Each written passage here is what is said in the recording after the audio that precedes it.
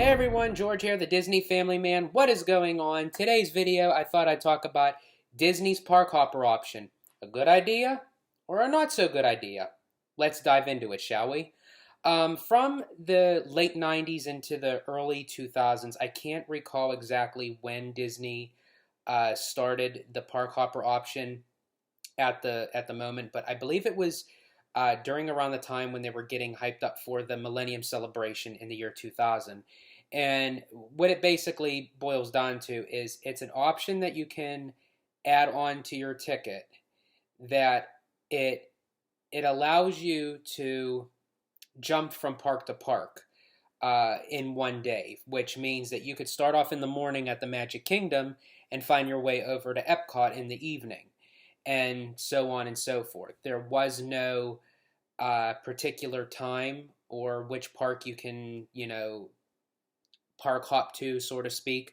But now with COVID and Disney parks shutting down and everything, they had stopped Park Hopper.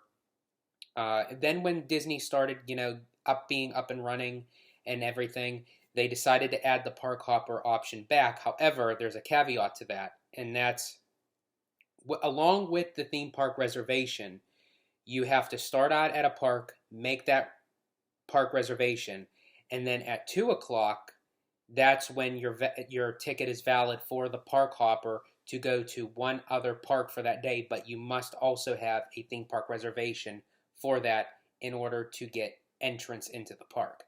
So for me, and that also goes hand in hand with Disneyland. Now, I did a video of how Disney World and Disneyland were completely different, and I'll link that at the end of this video. And Park Hopper is no exception to that theory. It's a completely different beast when you're battling it out through both Disney resorts, Disney World and Disneyland. And I feel that if you were to use the Park Hopper option, it would benefit you more at Disneyland rather than Disney World. For several reasons. Disneyland has 2 theme parks, while Disney World has 4. Disneyland is much smaller than Walt Disney World, and it's an easy travel back and forth to both parks.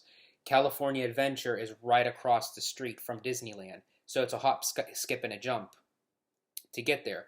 Where with Walt Disney World, you have to travel with transportation, either with Disney's very own transportation by bus, boat, monorail, and now Skyliner. Or you could take your own mode of transportation by car, Uber, Lyft, what have you. But in order to kind of get your money's worth with Park Hopper, because it's more expensive than just a regular base ticket, that, with a lot of the traveling, it cuts possibly some of your time, exiting out of one park, trying to find your way to the next park, and by the time you get in there, and depending on the length of the line for each attraction, how much time are you really utilizing for that day with the park hopper option?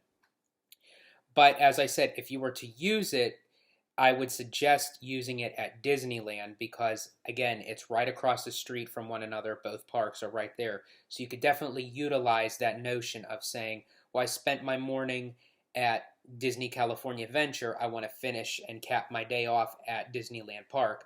That would be more suggestive to do so rather than do it at Walt Disney World. Now, if you are a fan of it and you want to do it at Disney World, by all means, it's your vacation. You make it, customized to what you like. It's just for me, I used to be a fan of park hopping when I was single and I would do my solo trips and everything. But after, getting married, having a family, that it's more beneficial that you especially want to show your family everything that each park has to offer within a day's time rather than saying, okay, we did a few attractions here, let's skip over to here. You want them to get the full immersive experience to say, Magic Kingdom Park is like this, Animal Kingdom is like this, Hollywood Studios is like this, so they get to feel the gist of everything that's going on in the surroundings and the environment with them. And so that's my strong opinion on it. And as I said, I have used Park Hopper before. More recently, I have been using Disneyland more for the park hopping. Not recently, right now, because technically I can't get out to California at the moment because I'm not a California local to be able to get access into Disneyland. Um, Another great tip is that one of the best ways to use Park Hopper is if you are a local in Florida or California and you're an annual pass holder. Again, you're so used to going to the parks, you don't mind it. That's a different story. If it's a once in a lifetime vacation, or it's a vacation that you haven't had in a long time and you may not be able to go for another how many plus years, then utilize that time to stay in one park at a time. I highly recommend that. And it's just so much better. It has a more lax pace, and again, you can get the full immersion within what each park has to offer.